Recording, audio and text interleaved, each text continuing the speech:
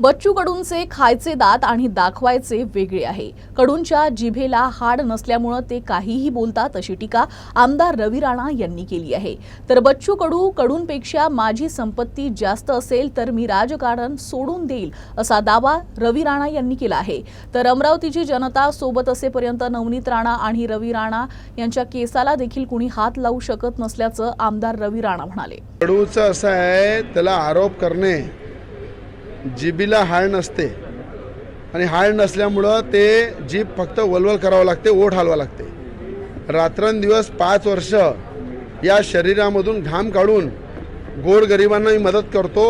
शेतकरी आहे, शेतमजूर आहे, अपंग आहे, अंध आहे, मतिमंद आहे, कोणाचं लग्न आहे, कोणाचं शिक्षण आहे, बिमारी आहे, प्रत्येक व्यक्तीला मदत करण्याचं काम हा रवी राणा करते। गोरगरिबांची दिवाळी रवी राणा साजरी करते।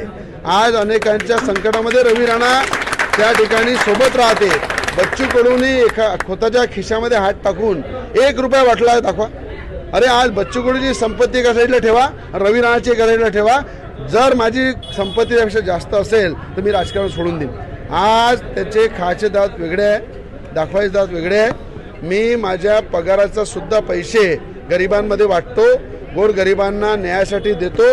मी कुठल्याही प्रकारचा 1 रुपयाचा करप्शन करत नाही। 1 करप्शन सिद्ध करून दाखवा, नाही तर बच्चू कडूचे 50 करप्शन मी सिद्ध करणार आहे। जे माझ्याजवळ आजही त्याचे पुरावे आहे, त्याचे जिल्ह्यातल्या प्रॉपर्टीचे पुरावे आहे। पण मला त्याच्यावर राजकारण करायचं नाही आहे। मला जनतेच्या हिताचं राजकारण करायचं आहे, जनतेच्या विकासाचं राजकारण करायचं आहे।